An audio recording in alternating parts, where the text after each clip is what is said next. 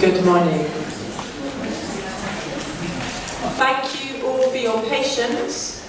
Those of you who are queuing to get in, those of you who came early and have been waiting, we're really grateful. Please do use the front couple of seats if you need them. They're reserved for you.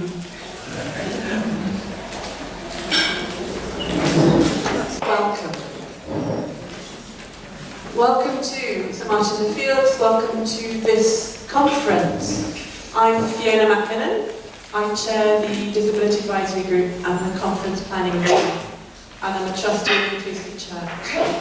And we're all on a level here, which is great. This conference is centred on lived experience, and the majority of those here today are neurodivergent.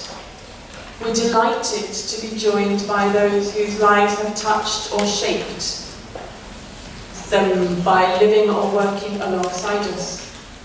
This is a place where we can learn together, where all are welcome to come and be as we are. Without any one of you, this day would be slightly but significantly different.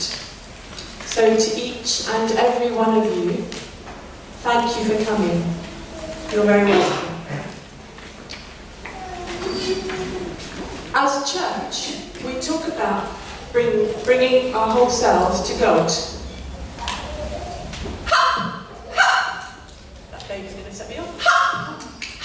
And my whole self includes ticks that set off guide dogs, ticks that are set off by guide dogs, and ticks that are set off by interrupting myself.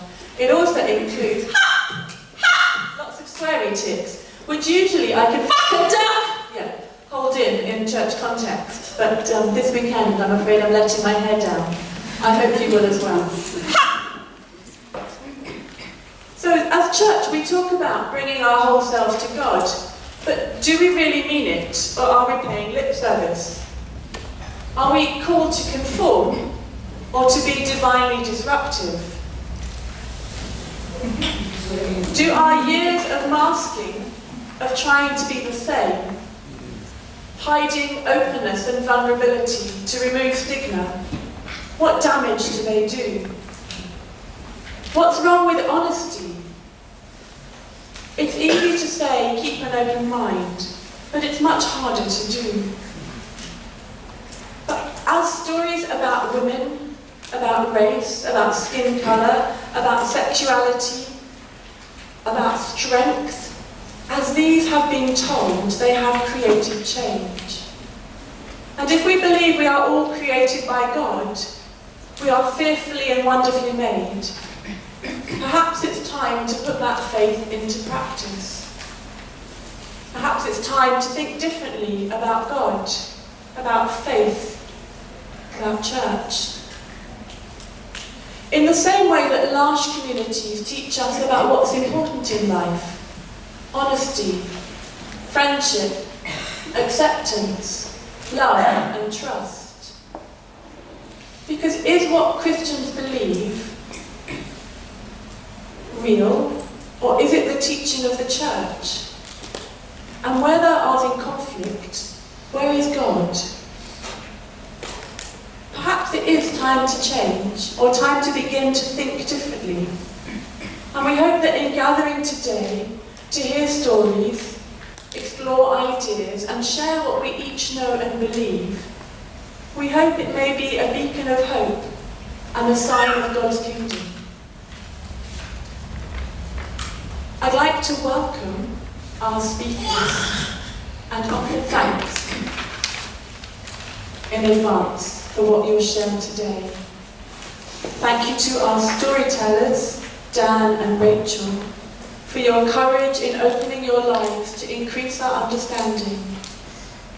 Thanks to our amazing panel, Bingo, Sue, Krisha and Philip, who are sharing insights and ideas around thinking differently about how we read the Bible, contemplate images, understand our spirits, or seek justice in the world. Thanks to our workshop leaders Naomi and Wave who are sharing their research about barriers and building community. Huge thanks to Anne Memmott, who is a gift to the church, a beacon of hope and understanding for autistic people across the country. And to Sam, who dwells among us here and calls this home, our home pocket theologian, who is so generously encouraging us to think differently about God. We are grateful for your encouragement and support, and for generously giving us some of your day off. I'd like to thank my colleague Jonathan over in the corner, who is going to ably be leading this afternoon's programme, so I can have some breathing space. We need to thank Inclusive Church for 8 years of support and encouragement, personified here today by our National Coordinator, Ruth. We need to thank our hosts, above all, the community of St Martin's, who support, encourage and enable this work in so many ways. Just realised I'm struggling because I forgot I wear glasses now. St Martin's, who encourage us to allow us to continue to stretch this space and demand a lot of this building. There is a huge amount of trust in everyone who has said yes, this very big yes today. Yes, today. And there's a lot of work in making it work simply. We do hope that everything will work, but if it doesn't, please bear with us. To help you feel at home, here's some housekeeping.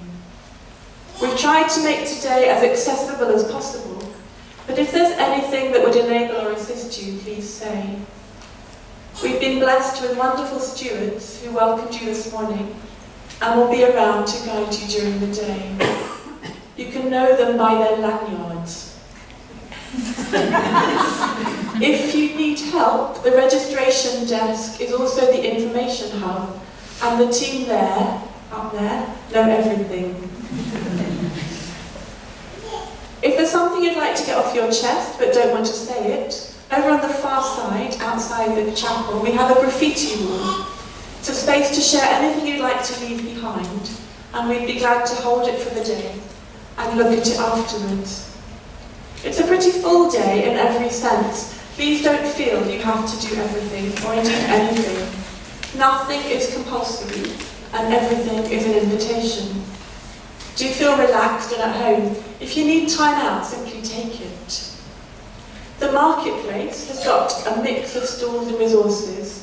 Several of the stalls will be staffed over lunchtime and delighted to share ideas and information. On the far side, there's a simple art project. It's an image of a brain where we invite you to think differently about God and add your own word. It will become our altar frontal later and be used at our main Eucharist here tomorrow morning. Inclusive Church has got information about our work and partners. Ruth and several of the trustees are with us today. We have strong support from Heart Edge, a new network originated at St Martin's of churches and organisations who share experience and ideas, working across congregation and culture, commerce and care. We're delighted that Dr. Naomi Lawson-Jacobs is launching some of her research findings. Naomi is a member of our conference planning team and featured this conference in her PhD research on disabled people's experience of churches. She'll be leading a workshop this afternoon. In the marketplace, we also have something worth sharing. It's a booklet that shares ideas from last year's conference. Over the last 7 years, people came and told us this once a year is wonderful, but where I live it's so hard. I don't know where to start. How can I begin to change the church where I am? This was our response. We've offered ideas across access and theology, language, communication and structures, and about how St Martin's began our own work on getting in and joining in. Because we all have something we're sharing, and when we remove the barriers, when we understand, we can begin to do differently and think differently. Please take 2 copies, one to keep and one to give away. It's also available as a free download from the Inclusive Church website. Also on the far side of the chapel is a silent space. It's a space for time out to think and pray or simply sit. It's not completely quiet, but we hope it will be a place of stillness. We need it during group time for small groups who struggle with sound. So during that time, the art space up in the Desmond Tutu room will become a place of silence. It's a place to respond with images, with colour, with texture and creativity. It's there for what you need it to be. Access is at the heart of what we're about. We're delighted to have been told that our access information was the best someone had ever seen. We're doing our best with what we have, but if the day is overwhelming, we have some sensory blocks supplies. There are dark glasses and some baseball caps and ear protectors, which they've got at registration. So if you get overwhelmed and you don't have what you need, please do borrow, please do give it back, and then it'll be available for someone else. You can keep the earplugs. While we're thinking about the noisy, if the fire alarm starts ringing during the day, please leave as directed by the stewards. The lifts don't work if there's a fire, so if you're not able to use the stairs, please join me in the light well, and we can test the acoustics with some hymn singing while waiting to be evacuated another way. For other emergencies, we're blessed with the presence of a particular priest. Sally Hitchener has joined the staffers at Martin's in the last year, and we're delighted to welcome her for the first time as our conference chaplain. If you need to speak to somebody near the day, that's Sally by the door with her hand in the air. Behind the baby. And the final emergency loos. We've got 4 sets of toilets in this crypt, and for every skinny loo, there's also one with space for a wheelchair. They're over here, they're up next to the meeting rooms, they're behind the shop, and they're on the far side of the cafe. We're blessed with numbers today, which means we might like to spend some time queuing for both lifts and loos. Perhaps look at this less of a frustration and more of a fruitful time for conversation. Talking to each other, sharing our stories and ideas helps us to make sense of ourselves, of the world and of God. So before we settle in to listen for a while, let's take a moment to talk to one another. I'd like you to turn to your neighbour and say something of yourself, your name and what you hope for today. Over to you.